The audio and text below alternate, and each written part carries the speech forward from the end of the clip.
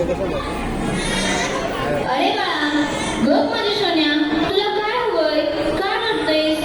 अगं बाई, त्याचा अंक लय तापले, हे पण घरी नाही. आता मी काय करू?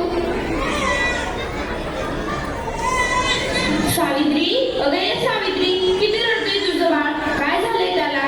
होय ग पारू, रात्रीपासून लय रडायला लागले होते.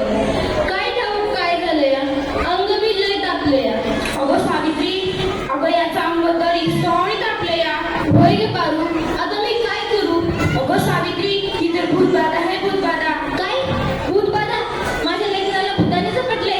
नाही नाही, असं होऊच शकत नाही. होय सावित्री, असंच झालंय. याच्या पापण्या बघ कशा लाल झाल्यात. मग आता मी काय करू? हे पण घरी नाही. अगं तुझं पोरगं लय तापले.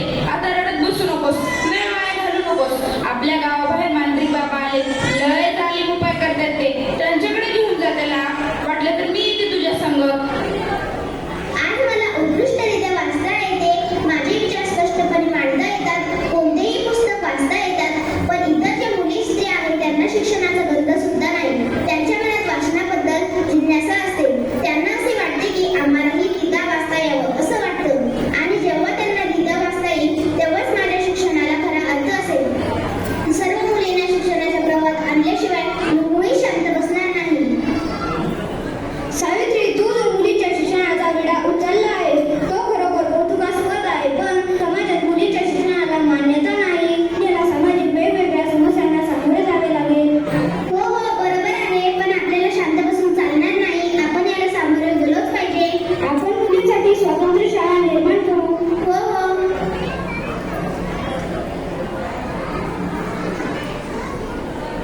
अरे अरे, तुम्हाला काही माहिती आहे का?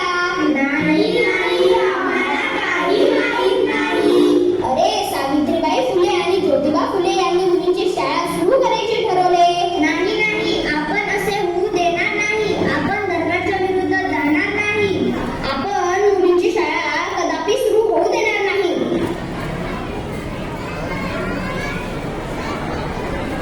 राधाबाई, सोनाबाई, मीराबाई, ताराबाई, सखूबाई, इकडे या. आजपासून तुम्ही आणि तुमच्या मुलींनी शाळेत यायचे. मी तुम्हाला लिहायला वाचायला शिकवेन. नाही, आम्ही शाळेत येणार नाही. रीतीप्रमाणे स्त्रियांनी शिक्षण घेऊ नये. हो हो बाई, त्यामुळे आम्ही शाळेत येणार नाही. स्त्री पुरुष दोघेही समान असतात. पुरुषांना जसे शिक्षणाचे अधिकार आहे तसेच ते स्त्रियांनाही मिळायला हवे.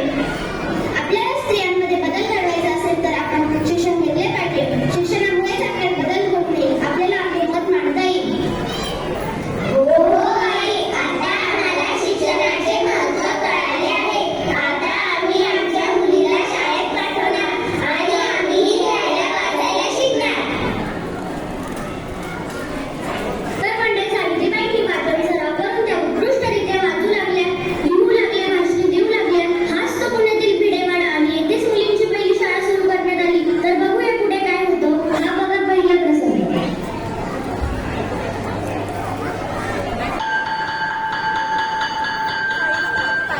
बाई बाई आल्या, बाई आल्या, बाई आल्या.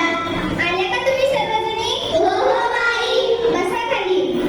आज मी तुम्हाला आई शिकवणार आहे. हो हो बाई.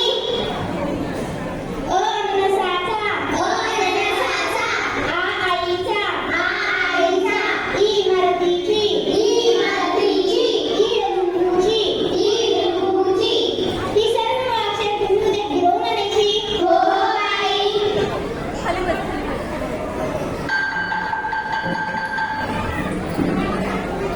तर पाहूया दुसरा प्रसंग. अरे, ती बघा आली सावित्री. कुठे आहे, कुठे आहे? ते बघा, ती आली. तिला काय सांगितले? शाळेत जाऊ नको, मुलींना शिकू नको. ती ऐकत नाही. फेका तिच्या अंगावर दगडगोटे, शेंगोळे, चिठ्ठ्या मारती. फेका. तुम्ही मला किती त्रास द्या, पण मी मुलींना शिकवण्यासाठी घेतलेले कार्य सोडणार नाही. सोडा माझा रस्ता, व्हा बाजूला.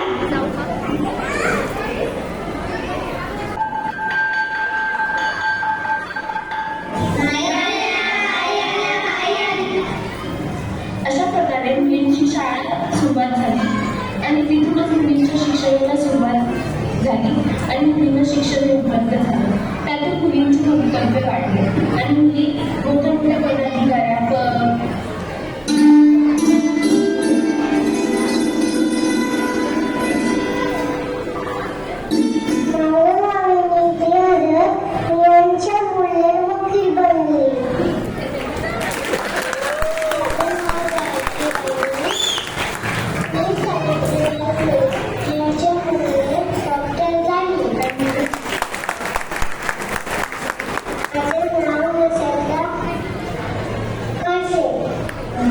मी सावित्रीबाई फुले यांच्यामुळे फुलेश्वरमुळे. माझं नाव हर्षिता कामते. मी आज सावित्रीबाई फुले यांच्यामुळे सैनिक बनले. माझं नाव अनाया राऊत. मी आज सावित्रीबाई फुले यांच्यामुळे शिक्षक बनले. थँक्यू. अंतिम येणारी सावित्रीबाई फुले यांचा जन्मदिवस. आज आपण हा जन्मदिवस बालिका दिन म्हणून साजरा करतो.